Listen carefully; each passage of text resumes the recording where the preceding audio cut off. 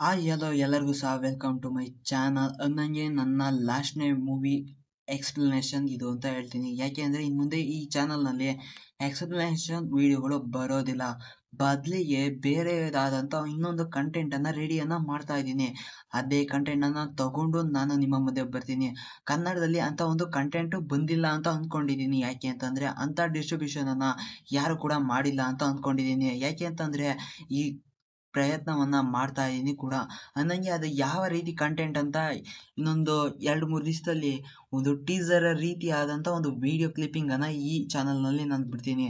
ಅದನ್ನ ನೀವು ನೋಡಿ ಎಂಜಾಯ್ ಮಾಡಿ ಅದಾದಮೇಲೆ ನೋಡೋಣ ಸಪೋರ್ಟನ್ನು ಮಾಡಿದ್ರೆ ಅಂತ ಕೇಳ್ಕೊಂಡಿದ್ದೀನಿ. ನನಗೆ ನಾವು ಇವತ್ತು ನೋಡೋಕ್ಕೆ ಹೊರಟಿರೋ ಮೂವಿ ನೇಮ್ ಬಂದ್ಬಿಟ್ಟು 28 ಇಯರ್ಸ್ ಲೇಟರ್ ಅಂತ. ನನಗೆ ನಂದು ಇನ್ನೊಂದು ಚಾನಲ್ ಇದೆ, ಅದನ್ನು ಯಾರು ಕೂಡ ಫಾಲೋವನ್ನು ಮಾಡ್ತಾ ಇಲ್ಲ ಅಂತ ಅಂದ್ಕೊಂಡಿದ್ದೀನಿ. ಟೇಕ್ ಇಟ್ ದಿಲೀಪ್ ಅಂತ. ನನಗೆ ಇದರಲ್ಲಿ ಬರುವಂತಹ ಬೇರೆ ಥರದವು ಅಂದರೆ ರಿವ್ಯೂ ಆಗಿರ್ಬೋದು ಅಥವಾ ಬೇರೆ ರಿವ್ಯೂ ಆಗಿರ್ಬೋದು, ಅರ್ನಿಂಗ್ ಆ್ಯಪ್ಸ್ ಬಗ್ಗೆ ಆಗಿರ್ಬೋದು, ಟೆಕ್ ಬಗ್ಗೆ ಆಗಿರ್ಬೋದು, ಅಥವಾ ಇವತ್ತಿನ ವಿಚಾರವಾಗಿರ್ಬೋದು, ಎಲ್ಲವೂ ಕೂಡ ಅದರಲ್ಲಿ ಕಂಪ್ಲೀಟಾಗಿ ಅಪ್ಲೋಡ್ ಆಗುತ್ತೆ. ಆ ಚಾನಲ್ನ ಕೂಡ ಮಿಸ್ಸನ್ನು ಮಾಡ್ಕೊಳಕ್ಕೆ ಹೋಗ್ಬೋದು. ಆ ಚಾನಲ್ ಮೇಲೆ ಅಂದರೆ ಆ ಚಾನಲಲ್ಲಿ ಇನ್ಮೇಲೆ ಪ್ರತಿದಿನವೂ 4-5, ತಪ್ಪಿದ್ರೆ 3-4 ವಿಡಿಯೋ ಅಂತೂ ಖಂಡಿತವಾಗ್ಲೂ ತೊಗೊಂಡು ಬರ್ತೀನಿ. ನನಗೆ ಈ ಚಾನಲ್ನ ಮಿಸ್ಸನ್ನು ಮಾಡ್ಕೊಳಕ್ಕೂ ಹೋಗ್ಬೇಡಿ. ಯಾಕೆ ಅಂತಂದರೆ ಕಂಟೆಂಟು ನೆಕ್ಸ್ಟ್ ವಿಡಿಯೋಯಿಂದ ತುಂಬಾ ಡಿಫ್ರೆಂಟಾಗಿ ಇರುತ್ತೆ. ಅದರಲ್ಲೂ ಕೂಡ ತುಂಬಾ ಅಂದರೆ ತುಂಬಾ ವೀಡಿಯೋಸ್ಗಳು ಬರ್ತವೆ. ನೀವ್ಯಾರು ಕೂಡ ಅಂದ್ಕೊಂಡೇ ಇರಲ್ಲ. ನನಗೆ ನಾವು ಜಾಸ್ತಿ ಟೈಮನ್ನು ವೇಸ್ಟನ್ನು ಮಾಡ್ತಾ ಇದ್ದೀವಿ. ಮೂವಿ ಕಡೆಗೆ ಹೋಗ್ಬಿಡೋಣ. ಮೊದಲನೇ ಸೀನಲ್ಲಿ ನಮಗೆ ತೋರಿಸ್ತಾರೆ, ಸ್ವಲ್ಪ ಜನ ಮಕ್ಕಳು ಒಂದು ರೂಮ್ನಲ್ಲಿ ಕೂತ್ಕೊಂಡು ಕಾರ್ಟೂನ್ ನೆಟ್ವರ್ಕ್ ಅನ್ನ ನೋಡ್ತಾ ಇರ್ತಾರೆ. ಹಂಗೆ ನಾನು ನೋಡ್ತಾ ಇರ್ಬೇಕಾದ್ರೆ ಇದಕ್ಕಿದ್ದಾಗೆ ಆಚೆ ಕಡೆ ಸ್ವಲ್ಪ ಸೌಂಡ್ ಆಗೋದಕ್ಕೆ ಶುರು ಆಗುತ್ತೆ. ಸೌಂಡ್ ಆಗ್ತಾ ಇರೋದನ್ನ ಕೇಳಿದ ತಕ್ಷಣ ಯಾವುದೋ ಒಂದು ಲೇಡಿ ಒಂದು ಹುಡುಗಿನ ತಗೊಂಡು ಬಂದು ಜಿಮ್ಮಿಯನ್ನು ಹುಡುಗಿಗೆ ಒಪ್ಪಿಸ್ಬಿಟ್ಟು ಹೋಗ್ತಾಳೆ. ಅದಾದ್ಮೇಲೆ ಹಿಂಗೇನೆ ಇವರು ಕೂಡ ನೋಡ್ತಾ ಇರ್ತಾರೆ ಕಾರ್ಟೂನ್ ನೆಟ್ವರ್ಕ್ ಅನ್ನ. ಆದ್ರೆ ಇದಕ್ಕಿದ್ದಾಗೆ ಬ್ಲಡ್ ಹರಿಯೋಕೆ ಶುರು ಆಗುತ್ತೆ. ತುಂಬಾನೇ ಸ್ವಲ್ಪ ಝೋಂಬಿಗಳು ಇವರ ಮೇಲೆ ಅಟ್ಯಾಕ್ ಅನ್ನ ಮಾಡೋದಕ್ಕೆ ಶುರುವನ್ನ ಮಾಡ್ಕೊಂತವೆ. ಅದಲ್ಲೇ ರಕ್ತವನ್ನ ವೊಮಿಟ್ ಮಾಡ್ತವೆ. ಇವನು ಕೂಡ ಅವರ ಮದರ್ ಅನ್ನು ಕೂಡ ಬಿಟ್ಬಿಟ್ಟು ಅವರ ಫಾದರ್ ಹತ್ರಕ್ಕೆ ಓಡ್ ಬರ್ತಾನೆ. ಜಿಮ್ಮಿ ಅಂದಾಗಿ ಅವರ ಫಾದರ್ ಇದ್ದಂಥವ್ರು ಚರ್ಚ್ ನಲ್ಲಿ ಕೂತ್ಕೊಂಡು ಪ್ರೇಯರ್ನ ಮಾಡ್ತಾ ಇರ್ಬೇಕಾದ್ರೆ ಇವನು ಬಂದು ಹೇಳ್ತಾನೆ, ನಾವು ಸತ್ತೋಗ್ತೀವ, ಪ್ಲೀಸ್ ನನ್ನನ್ನು ಕಾಪಾಡಿ ಅಂತ. ಅದಕ್ಕೆ ಅವನಿದ್ದಂಥವನು ಅದೇ ಚರ್ಚ್ ಅಲ್ಲಿ ಸಿಂಬಲ್ ಬರ್ತಲ್ವಾ, ಆ ಥರದೊಂದನ್ನ ಕಟ್ಟಿ ಅವನ್ನ ಅಲ್ಲಿಂದ ಕಳಿಸ್ಬಿಡ್ತಾನೆ. ಅಲ್ಲಿಗೆ ಬಂದಂತ ತುಂಬಾನೇ ಆಲ್ಫಾ ಝೋಂಬಿಗಳು ಅವನ್ನ ಕಚ್ಚಿ ತಿಂದು ಅವನು ಕೂಡ ಇನ್ಫೆಕ್ಟ್ ಅನ್ನ ಮಾಡಿ ಸಾಯಿಸ್ಬಿಡ್ತವೆ. ಅದಾದ್ಮೇಲೆ ಆ ಹುಡುಗ ಈಗ 28 ವರ್ಷಗಳನ್ನ ಕಳೆದಿದ್ದಾನೆ ಕೂಡ. ನನಗೆ ಇದೊಂದು ವೈರಸ್ ಕಂಟೈನ್ಮೆಂಟ್ ಝೋನ್ ಇಂದ ಹೊರಗಡೆ ಬಂದಿರೋದು. ಅದು ಹೇಗೆ ಅಂತ ನಿಮಗೆ ಮುಂದೆ ಗೊತ್ತಾಗುತ್ತೆ ಬಿಡಿ. ಅದಾದ್ಮೇಲೆ ನಮಗೆ ಒಂದು ಹಳ್ಳಿಯನ್ನ ತೋರಿಸ್ತಾರೆ. ಈಗ ನಮ್ಮ ಜಿಮ್ಮಿಗೆ ಸ್ಪ್ರೈಕ್ ಅನ್ನೋ ಇನ್ನೊಬ್ಬ ಮಗ ಹುಟ್ಟಿದ್ದಾನೆ. ಅಂದಾಗಿ ಅವನಿಗೆ ಹೆಂಡತಿ ಕೂಡ ಇದ್ದಾಳೆ. ಅವನು ಒಂದು ಪ್ರದೇಶದಲ್ಲಿ ತುಂಬಾನೇ ನೆಮ್ಮದಿ ಜೀವನವನ್ನ ಮಾಡ್ಕೊಂಡು ಬದುಕ್ತಾ ಇದ್ದಾನೆ ಕೂಡ. ನನಗೆ ಅವನ ಮಗ ಇದ್ದಾನಲ್ಲ ತುಂಬಾನೇ ಬುದ್ಧಿವಂತ, ಆರ್ಚರ್ ಆಗ್ಬೇಕು ಅಂತ ಕನಸನ್ನ ಕಂಡಿರೋನು ಕೂಡ. ನನಗೆ ನಮ್ಮ ಸ್ಪ್ರೈಗೆ ಜಿಮ್ಮಿನೇ ಯಾವಾಗಲೂ ಊಟ ತಿಂಡಿ ಫುಡ್ಡು ಎಲ್ಲಾನು ಕೂಡ ಇವನೇ ನೋಡ್ಕೋಬೇಕು. ಯಾಕೆ ಅಂತಂದ್ರೆ ಅವರ ಮದರ್ಗೆ ಒಂದು ಕಾಯಿಲೆ ಇರುತ್ತೆ, ಅದು ವಿಚಿತ್ರವಾದಂತ ಕಾಯಿಲೆ. ಅವರು ಎದ್ದು ಓಡಾಡೋದಕ್ಕೆ ಆಗೋದಿಲ್ಲ. ಅಂದಾಗಿ ಅವಳ ಹೆಸರು ಬಂದು ಇಲ್ಸಾ ಅಂತ ಅಂದ್ಬಿಟ್ಟು. ಹಿಂಗೇನೆ ಇವ್ರು ಇಬ್ರು ಕೂಡ ಅವರ ಮದರ್ ಇರುವಂತ ರೂಮ್ಗೆ ಬರ್ತಾರೆ. ಹಿಂಗೆ ಬಂದಾಗ ಜಿಮ್ ಇದ್ದಂತವನು ಇವನ್ನ ಸ್ಕೂಲ್ಗೆ ಇನ್ನೂ ಕಳ್ಸಿಲ್ವಾ ಅಂತ ಕೇಳಿದಾಗ ಇಲ್ಲ ಇನ್ನೂ ಕಳ್ಸಿಲ್ಲ ಅಂತ ನಮ್ಮ ಜಿಮ್ಮಿ ಹೇಳ್ತಾನೆ. ಅವಾಗ ಯಾಕೆ ಕಳ್ಸಿಲ್ಲ ಅಂತ ಕೇಳಿದಾಗ ನಾನು ಫಸ್ಟ್ ಟೈಮ್ ಮೇನ್ ಲೈನ್ಗೆ ಹೋಗ್ಬೇಕು ಅಂತ ಅನ್ಕೊಂಡಿದ್ದೀನಿ ಅಂತ. ಆದ್ರೆ ಇದನ್ನ ಕೇಳಿದ ತಕ್ಷಣ ಇಸ್ಲಾ ಇದ್ದಂಥವಳು ತುಂಬಾನೇ ಬೈಯೋಕೆ ಶುರುವನ್ನ ಮಾಡ್ತಾಳೆ. ನಿಮ್ಗೇನಾದ್ರೂ ಬುದ್ಧಿ ಕೆಟ್ಟಿದ್ಯಾ? ಆ ಮೇನ್ ಲೈನ್ಗೆ ಹೋದ್ರೆ ಯಾರು ಕೂಡ ಬರೋದಿಲ್ಲ. ನಿಮ್ಗೇನಾದ್ರೂ ಬುದ್ಧಿ ಕೆಟ್ಟಿ ಈ ತರ ಮಾಡ್ತಾ ಇದೀರಾ ಅಂತ ಹೇಳ್ಬಿಟ್ಟು ಮಗನಿಗೂ ಕೂಡ ಸಮಾಧಾನವನ್ನ ಮಾಡಿ ಕನ್ವಿನ್ಸ್ ಅನ್ನ ಮಾಡಿ ಹೋಗದ ರೀತಿ ತಡಿತಾಳೆ ಕೂಡ. ಅವನು ಕೂಡ ಹೋಗೋದಿಲ್ಲ ಬಿಡಿ, ನಾನು ಸ್ಕೂಲ್ಗೆ ಹೋಗ್ತೀನಿ ಅಂತ ಒಪ್ಕೋತಾನೆ. ಅದಾದ್ಮೇಲೆ ಇವರ ಗುರು ಆದಂತ ಸ್ಯಾಮ್ ಅನ್ನ ಮೀಟ್ ಅನ್ನ ಮಾಡ್ತಾನೆ. ಅವನು ಇವನ ಗುರು ಆಗಿರ್ತಾನೆ, ಅದು ಆರ್ಚರ್ ಅಲ್ಲೇ. ಅದಾದ್ಮೇಲೆ ನಮ್ಮ ಜಿಮ್ಮಿ ಇದ್ದಂತವನು ಸ್ಪ್ರೈಕ್ ನ ಕರ್ಕೊಂಡು ಇವನು ಹೋಗ್ಬೇಕಾದಂತ ಮೇನ್ ಲ್ಯಾಂಡ್ ಕಡೆಗೆ ಬರ್ತಾನೆ. ಹಿಂಗೆ ಬಂದಂತವನು ಸಮುದ್ರದ ಕಡೆಗೆ ಬರ್ತಾನೆ. ಹೀಗೆ ಬಂದಾಗ ಇಲ್ಲಿ ಸ್ವಲ್ಪ ಜನ ನಿಂತ್ಕೊಂಡಿರ್ತಾರೆ. ಅವರು ಜೆನ್ನಿ ಇನ್ನೊಂದು ಸ್ವಲ್ಪ ಜನ ನಿಂತ್ಕೊಂಡಿರ್ತಾರೆ. ಅವರೇ ಆ ಮೇನ್ ಲ್ಯಾಂಡ್ ಗೇಟ್ ಅನ್ನ ತೆಗೆಯೋದು ಕೂಡ. ಆ ಜೆನ್ನಿ ಅನ್ನೋಳು ಒಪ್ಪಿಗೆ ನೀಡಿದ್ರೇನೆ ಮಾತ್ರ ಆ ಮೇನ್ ಲ್ಯಾಂಡ್ ಗೇಟ್ ಓಪನ್ ಆಗುತ್ತೆ, ಇಲ್ಲ ಅಂದ್ರೆ ಓಪನ್ ಆಗೋದೇ ಇಲ್ಲ. ಹಿಂಗೇನೆ ಜೆನ್ನಿ ಕೂಡ ಒಪ್ಕೋತಾಳೆ, ತೆಗಿತಾಳೆ ಬಾಗ್ಲನ್ನ. ಇವರು ಕೂಡ ಸರಿ ಅಂತ ಹೇಳ್ಬಿಟ್ಟು ನಾವು ಬೇಟೆಯನ್ನ ಆಡ್ಬೇಕು ಇವತ್ತು, ಬಿಡಬಾರ್ದು ಅಂತ ಹೇಳ್ಬಿಟ್ಟು ಒಳಗೆ ಬರ್ತಾರೆ. ನಮಗೆ ಈಗ ಒಂದು ಫ್ಲಾಶ್ ಬ್ಯಾಕ್ ಗೊತ್ತಾಗುತ್ತೆ. ಅದೇನಪ್ಪಾ ಅಂದ್ರೆ ತುಂಬಾ ವರ್ಷಗಳಂದ್ರೆ ಬ್ರಿಟಿಷರ ಕಾಲದಲ್ಲಿ ಇಲ್ಲಿಗೆ ಸ್ವಲ್ಪ ಜನ ಬಂದಿದ್ರು ಕೂಡ. ಹಂಗೆ ಬಂದಂತವ್ರು ತುಂಬಾನೇ ಆಕ್ರಮಣವನ್ನ ಮಾಡಿದ್ರು.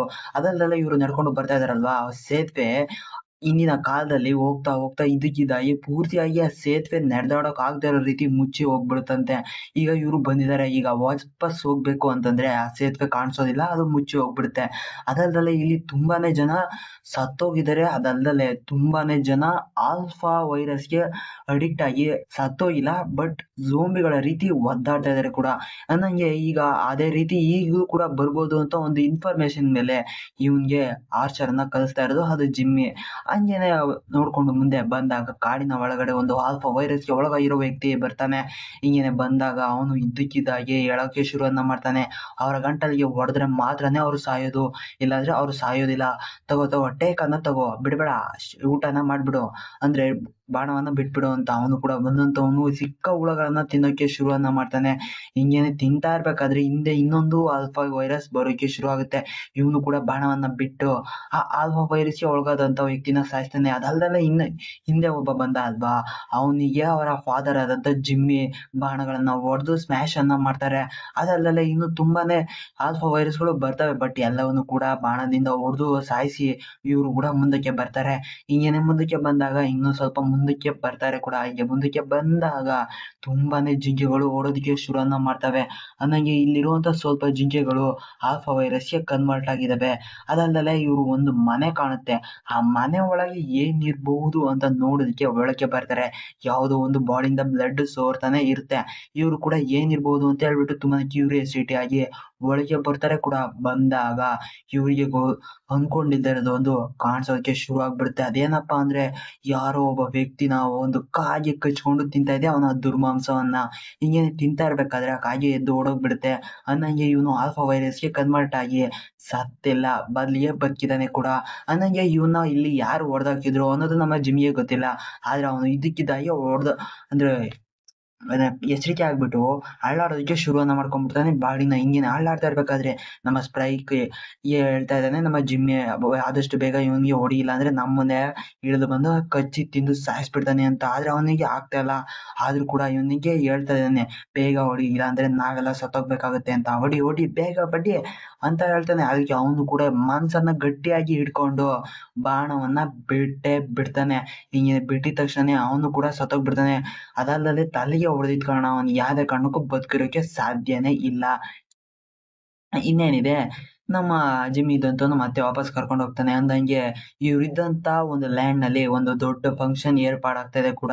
ಅದಲ್ಲದೆ ಆರ್ಚರ್ಗಳು ತುಂಬಾನೇ ಸ್ಪರ್ಧೆಯನ್ನ ಏರ್ಪಾಟನ್ನ ಮಾಡ್ಕೊಂಡು ಕಲಿತಾ ಇದ್ದಾರೆ ಇದೊಂದು ಮೇನ್ ಲ್ಯಾಂಡ್ ಅಲ್ಲಿ. ಅದಾದ್ಮೇಲೆ ಇವರು ಮುಂದಕ್ಕೆ ಬಂದಾಗ ಒಂದು ಆಶ್ಚರ್ಯ ಕಾದಿರುತ್ತೆ.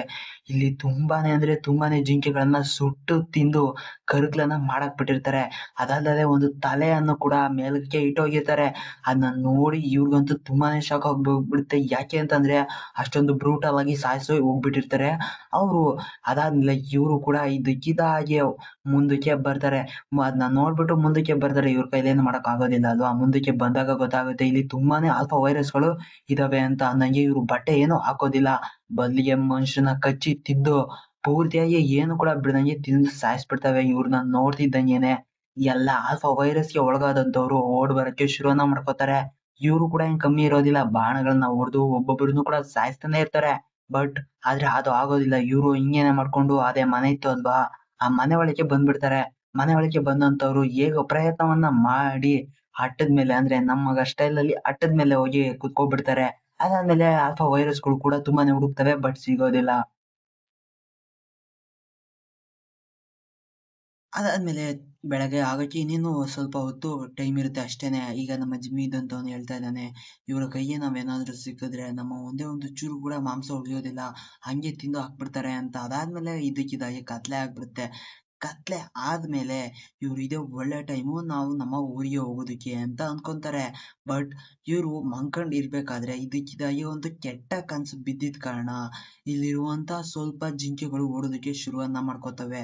ಇವ್ರು ಕೂಡ ಕನ್ಸಲ್ಲಿ ಮುಳುಗೋಗಿರ್ತಾರೆ. ಬಟ್ ಹೇಗೋ ಮಾಡಿ ಎದ್ದು ಆಚೆಗೆ ಬಂದ್ಬಿಡ್ತಾರೆ. ಆಚೆಗೆ ಬಂದಾದ್ಮೇಲೆ ಆ ಬಿಲ್ಡಿಂಗ್ ಪೂರ್ತಿಯಾಗಿ ಬಿದ್ದೋಗ್ಬಿಡುತ್ತೆ. ಬಿದ್ದೋದ್ಮೇಲೆ ಇನ್ನೇನಿದೆ, ಇವ್ರು ಕೂಡ ನಾವು ಹೋಗ್ಬೇಕು ಆದಷ್ಟು ಬೇಗ ಅಂತ ಹೇಳ್ಬಿಟ್ಟು ಕಾಲ್ಗೆ ಸಾಕ್ಸು ಶೂ ಅನ್ನೆಲ್ಲ ಹಾಕೊಂಡು ಹೋಗೋಕೆ ಶುರುವನ್ನ ಮಾಡ್ಕೋತಾರೆ. ಬಟ್ ಇಲ್ಲಿದಂತ ದೊಡ್ಡ ರಾಕ್ಷಸ ಸ್ವಲ್ಪ ಕಾಗೆಗಳನ್ನ ಇವ್ರ ಕಡೆಗೇನೆ ಬಿಟ್ಟು ಹಿಂದೆನೆ ಬರೋದಕ್ಕೆ ಶುರುವನ್ನ ಮಾಡ್ಕೋತಾನೆ. ಹಿಂಗೇನೆ ಬರ್ತಾ ಇರ್ಬೇಕಾದ್ರೆ ಇವ್ರು ಕೂಡ ಓಡು ಹೇಳ್ಬಿಟ್ಟು ತುಂಬಾನೇ ಸ್ಪೀಡಾಗಿ ಓಡೋಕೆ ಶುರುವನ್ನ ಮಾಡ್ತಾರೆ. ಬಟ್ ಆದ್ರೆ ಅದು ಆಗ್ತಾನೆ ಇರೋದಿಲ್ಲ. ಅವ್ನು ತುಂಬಾನೇ ಸ್ಪೀಡಾಗಿ ಓಡ್ ಬರ್ತಾ ಇರ್ತಾನೆ. ಹಿಂಗೇನೆ ಎಲ್ಲರೂ ಸಹ ಓಡ್ ಬರ್ತಾ ಇರ್ಬೇಕಾದ್ರೆ ಅವನು ಇದ್ದಕ್ಕಿದ್ದಾಗೆ ಅಲ್ಲಿಂದ ಒಂದು ಬಾಣ ಬಂದ್ಬಿಡುತ್ತೆ. ಅದೇ ಲ್ಯಾಂಡಿಂದ ಆ ಜೆನ್ನಿ ಇದಂತ ಒಂದು ದೊಡ್ಡ ಬಾಣವನ್ನ ಬಿಡ್ತಾಳೆ. ಬಟ್ ಅವನು ಸಾಯೋದಿಲ್ಲ. ಆದ್ರೆ ಬಾಗ್ಲನ್ನ ತೆಗಿ ಅಂದ್ರೆ ಮಾತ್ರ ಇವಳು ತೆಗಿತಾನೆ ಇರೋದಿಲ್ಲ. ಅದಾದ್ಮೇಲೆ ತೆಗಿತಾಳೆ. ತೆಗ್ದಾದ್ಮೇಲೆ ಇದ್ದಕ್ಕಿದ್ದ ಹಾಗೆ ಇವರು ಪಾರ್ಟಿ ಒಂದು ಜಾಯ್ನ್ ಆಗ್ತಾರೆ. ಒಂದು ಜಾಯ್ನ್ ಆದಂತವ್ರು ಅಲ್ಲಿ ನಡೆದಂತ ಕಥೆಯನ್ನ ಪೂರ್ತಿಯಾಗಿ ಹೇಳಿ ಬರ್ತಾರೆ. ಆ ಸಮಾಧಾನವನ್ನ ಪಡಿಸ್ತಾರೆ. ಅದಾದ್ಮೇಲೆ ನಮ್ಮ ಸ್ಪ್ರೈಕ್ ಇದ್ದಂತವನು ಅವರ ಫಾದರ್ ಯಾವ್ದೋ ಒಂದು ರೋಸಿ ಅನ್ನೋ ಹುಡುಗಿ ಜೊತೆ ಹೋಗ್ತಾ ಇರೋದನ್ನ ನೋಡ್ತಾರೆ. ಹಿಂಗೇನೆ ನೋಡ್ತಿದ್ದಂತವನು ಅವ್ರು ಎಲ್ಲೋಗ್ತಾರೆ ಅಂತ ಬಂದು ನೋಡಿದ್ರೆ ಇಬ್ರು ಕೂಡ ರೊಮ್ಯಾನ್ಸ್ ಅನ್ನ ಮಾಡ್ತಾ ಇದಾರೆ ಕೂಡ, ಅದು ಕೆಟ್ಟದಾಗಿ.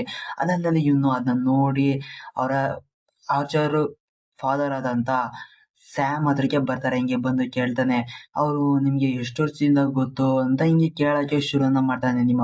ಅವರು ತುಂಬಾನೇ ಕೆಟ್ಟವರು ಅಲ್ವಾ, ನಾನು ಆ ಮೇನ್ ಲ್ಯಾಂಡ್ಗೆ ಹೋಗಿ ಬಂದಿದ್ದೆ. ಹಂಗೆ ಏನು ಒಂದಕ್ಕೊಂದು ಅರ್ಥನೇ ಇಲ್ದೇ ಇರೋ ರೀತಿ ಕೇಳೋದಕ್ಕೆ ಶುರುವನ್ನ ಮಾಡ್ಕೊತಾನೆ.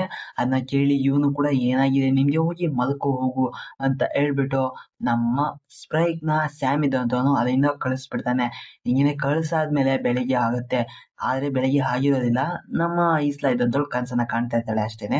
ಅದಾದ್ಮೇಲೆ ಇವನು ಕೂಡ ಬಂದಂತವನು ಅವರ ಮದರಿಗೆ ಸಮಾಧಾನವನ್ನ ಮಾಡ್ತಾನೆ. ಬೆಳಿಗ್ಗೆ ಬಂದಂತವನು ನಂಗೆ ತುಂಬಾನೇ ಸುಸ್ತಾಯ್ತು ಅಂತ ಹೇಳ್ತಾ ಇದ್ದಾನೆ ಜಿಮ್ಮಿ. ಯಾಕೆ ಅಂತ ನಮ್ಮ ಸ್ಪ್ರೈಗೆ ಗೊತ್ತು. ಹಿಂಗೇನೆ ಹೇಳ್ತಾ ಇರ್ಬೇಕಾದ್ರೆ